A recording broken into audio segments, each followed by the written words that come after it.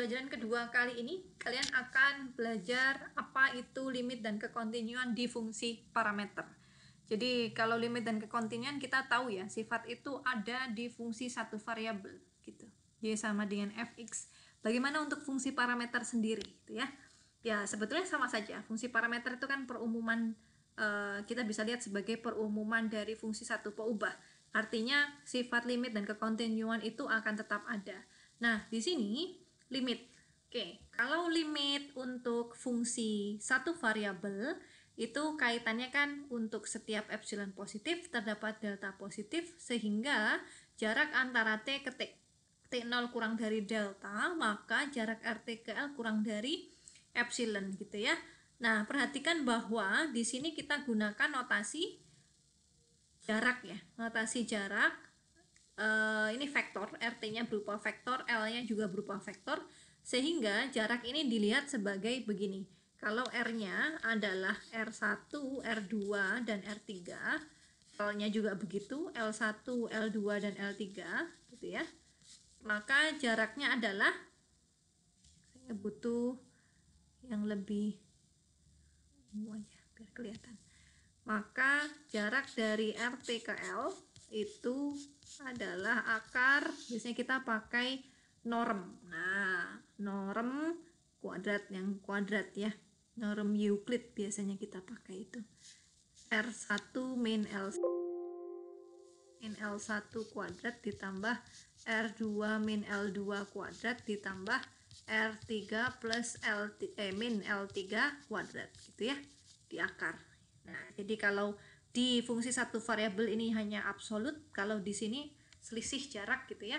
Kalau di sini karena R-nya vektor, L-nya vektor, karena kita bicarakan juga jarak, kita gunakan norm atau norm, biasanya lebih umum pakai norm Euclid ya. Oke, kurang lebih sama sih dengan yang fungsi satu variabel. Jadi kalau fungsi satu variabel itu di sininya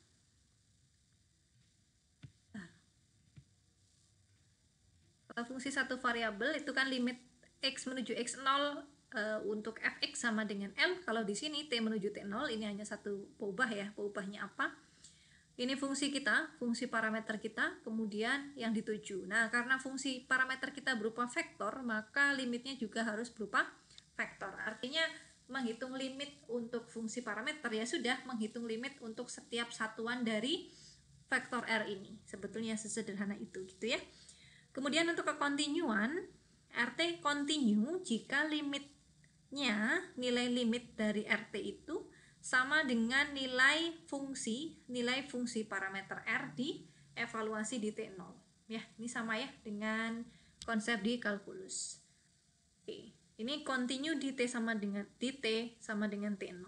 Kalau di semua T0 itu kontinu gitu ya, di semua T elemen selang yang terdefinisi itu kontinu dimanapun, maka fungsi parameter tersebut kita sebut kontinu di setiap titik gitu. Kalau kontinu di setiap titik, maka dia sebut kontinu pada selang tersebut gitu ya. Ya kurang lebih sama dengan yang di kalkulus, tidak jauh berbeda gitu ya. Oke, kalau yang ini adalah penjabaran dari definisi tadi.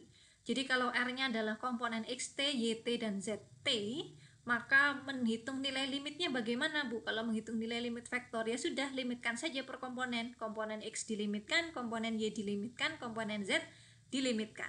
Nilai limitnya berupa vektor L1, L2, L3 yang kita sebut sebagai L besar di sini.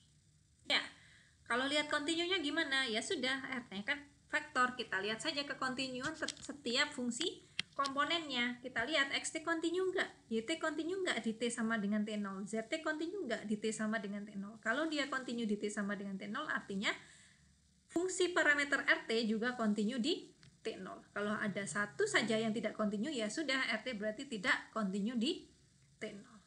Ya, ini jadi kalkulus peubah banyak itu tidak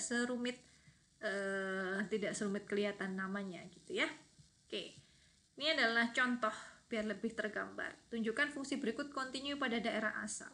Saya punya fungsi lintasan, ketika T sama dengan 0 dapatnya ini, ketika T tidak sama dengan 0 didefinisikan seperti komponen yang atas. Maka kita lihat saja, kontinu itu apa? continue di titik itu ketika nilai limit di titik tersebut sama dengan nilai fungsi. Ya sudah, kita cek saja. Limit dari sebelah kiri, maka saya punya limit kiri kanannya kan limit ln 1 plus t per t ya. Ini kalau dihitung ternyata limitnya 1. Nah, 1 sama dengan yang di sini ya. Ini 1 sama. Oke, berarti untuk komponen x-nya continue. Kemudian yang y, 1 min e pangkat t per t, limit kanan kirinya di t sama dengan 0, nilainya min 1. Min 1 di sini nilainya min 1. Sama ya. Kemudian untuk z juga begitu. Limit kiri dan kanan sin 2t per t-nya berapa nilainya gitu ya. Kemudian kita hitung nilainya 2. Oke, ternyata ini dan ini juga 2 gitu ya. Jadi sama ya untuk setiap komponen nilai limit sama dengan nilai fungsi. Artinya limit t menuju t0 untuk rt nilainya adalah 1 min 2,2 yang sama dengan R0 atau R ketika dievaluasi di t sama dengan 0. Artinya RT continue di t sama dengan 0. Karena continue di t sama dengan 0 dan dia continue di selain t sama dengan 0, maka fungsi ini continue pada daerah domainnya. Oke.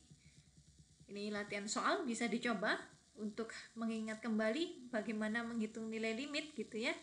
Jadi kadang kalkulus poba banyak itu materinya tidak sulit, tetapi perlu kuat untuk pemahaman di kalkulus 1 dan kalkulus 2-nya ya, agar bisa lebih memahami materi di kalkulus poba banyak. Oke. Nah, ini untuk turunan juga kurang lebih sama ya. Jadi turunan fungsi parameter itu kita tuliskan bisa didekati dengan menggunakan definisi limit seperti di kalkulus di fungsi satu variabel dan punya arti geometri. Kalau turunan fungsi satu variabel itu kan garis singgung ya. Kalau fungsi parameter turunannya adalah vektor singgung. Kenapa? Karena kita berbicara sekarang di lintasan, di sebuah lintasan. Katakan ini lintasan di ruang, maka turunannya di sebuah titik itu adalah vektor singgung berupa vektor gitu ya. Ini berlaku untuk fungsi parameter 2 peubah maupun 1 peubah. Oke. Kemudian persamaan garis singgungnya mirip dengan yang di kalkulus 1 ya. Bahwa persamaan garis singgungnya kita bisa dapatkan RT0 ditambah T dikali R aksen dari T0. Jadi kemiringannya, vektor singgungnya dikalikan dengan parameternya T ditambah vektor penyangganya ya, RT0. Maka kita akan punya persamaan garis singgung R di T sama dengan T0. Gitu ya. Sedangkan kalau arti fisis, R aksen T0 itu adalah vektor kecepatan di RT0 pada gerak partikel sepanjang kurva RT. Jadi seperti saya gambarkan tadi, kalau saya punya kurva lintasan, bentuknya begitu, gitu ya, maka saya bisa lihat kecepatan, misalkan lebah ini terbang, lintasannya mengikuti lintasan kuning. Ketika di titik di sini, berapakah kecepatan si lebah terbang? Nah, itu bisa kita hitung dengan menggunakan turunan fungsi parameter di T0 gitu ya. Oke, masih cukup mudah menurut saya materinya, masih bisa diikuti ya. Kemudian untuk turunan fungsi parameter, untuk menghitungnya bagaimana gitu ya. Ya karena fungsi parameter dalam bentuk komponen vektor, turunannya ya sudah kita lihat turunan setiap komponen, X aksen, Y aksen, dan Z aksen. Oke, ini beberapa sifat-sifat yang bisa dipelajari. Sifat-sifatnya kurang lebih sama. Ada penjumlahan, pengurangan, perkalian dengan skalar, perkalian dot karena R sekarang bentuknya vektor, ada perkalian cross, kemudian gerak partikel sepanjang kurva C, ini definisi-definisi secara fisis ya.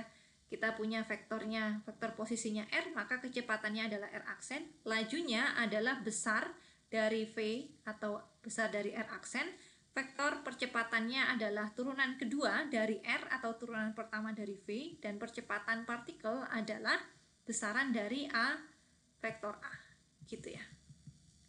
Contoh 7 bisa coba dilihat sendiri. Contoh 8 juga kurang lebih begitu, bisa dipelajari, dan latihan soal ini bisa dicoba. Oke, untuk integral saya lanjutkan sedikit di video pembelajaran ketiga ya.